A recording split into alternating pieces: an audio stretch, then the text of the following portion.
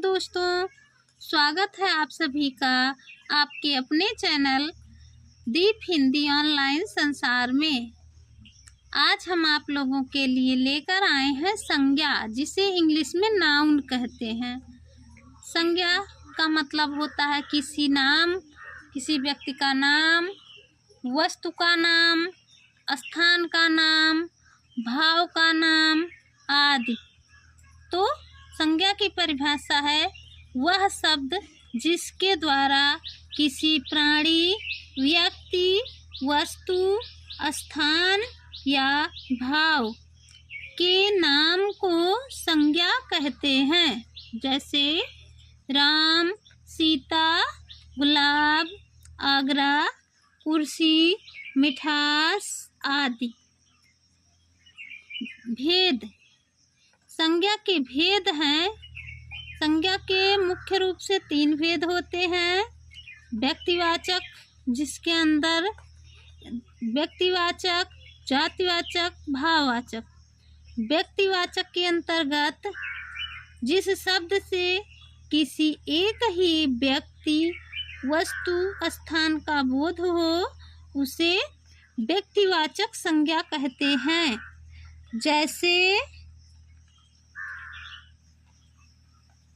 जैसे गांधी जी,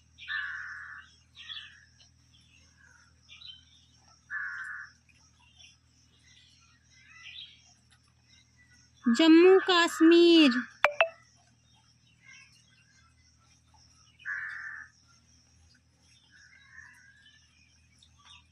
आदि।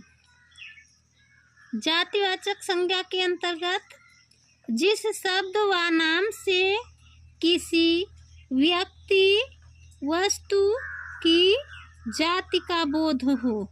जैसे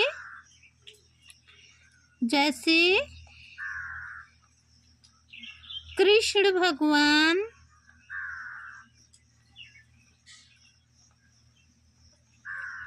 यदुवंशी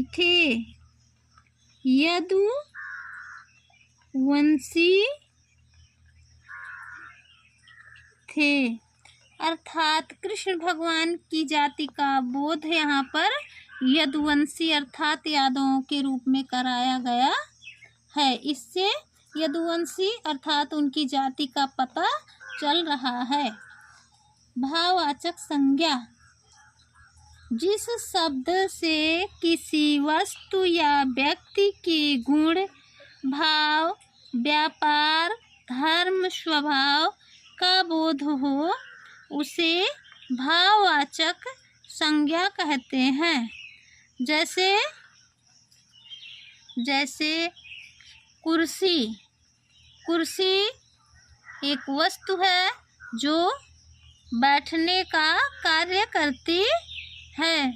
जैसे लाला लाजपत राय जी ने अंग्रेजों को चैलेंज किया था कि तुम मुझे, मेरे सिर पर एक कील अंग्रेजी शासन के ताबूत की कील साबित होगी। अर्थात मुझे जितना ही मारोगे उतना ही तुम्हारे लिए दिक्कत खड़ी हो जाएगी।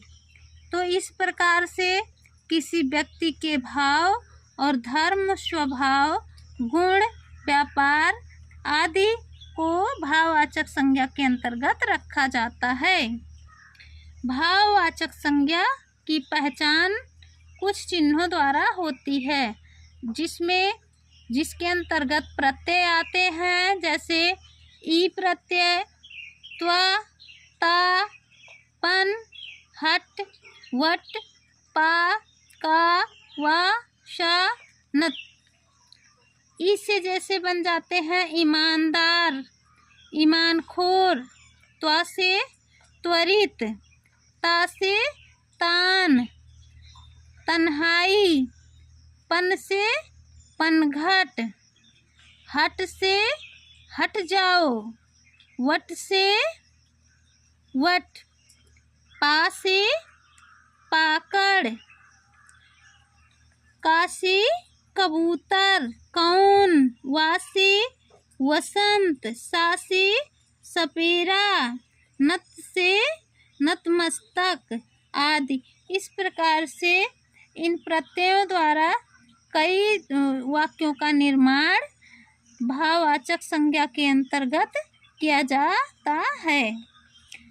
जातिवाचक संज्ञा।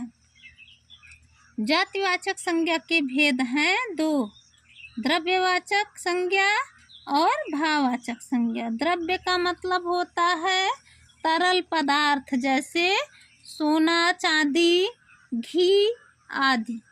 सोना बहुत कीमती है, चांदी बहुत कीमती है। या राजस्थान में बाजरा प्रमुख फसल है, अथवा उत्तर प्रदेश की प्रमुख फसल गन्ना है।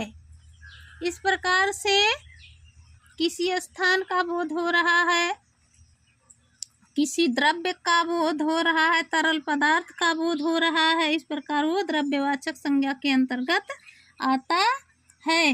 भाववाचक के अंतर्गत जैसे आपकी भावनाएं होती हैं, जैसे कभी कभी हम जब खुशी होते हैं तो खुश का अनुभव करते हैं, और जब दुखी होते हैं तो दुख का अनुभव करते हैं।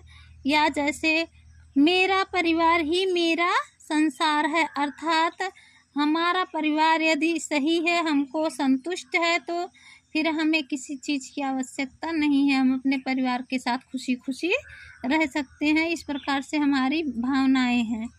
जैसे सेना में सीमा को सदैव सुरक्षित रखा जाता है, मतलब सेना जो देश की सुरक्षा करती है, सेना को सुरक्षित रखने के लिए सबसे पहले सीमा सुरक्षित होना चाहिए, क्योंकि सीमा अगर सुरक्षित नहीं रहेगी तो दुश्मन आपके घर में घुस आएगा। इस प्रकार से आपकी भावनाएं जो है वो भाववाचक संज्ञा के अंतर्गत आती हैं। दोस्तों, यदि हमको पढ़ाने में कहीं आपको कोई दिक्कत लगती है तो आप नीचे कमेंट बॉक्स में लिख करके पूछ सकते हैं। यदि आपको हमारी वीडियो पसंद आएगी तो आप हमारा हौसला बढ़ाने के लिए लाइक व सब्सक्राइब करना ना भूलें। धन्यवाद।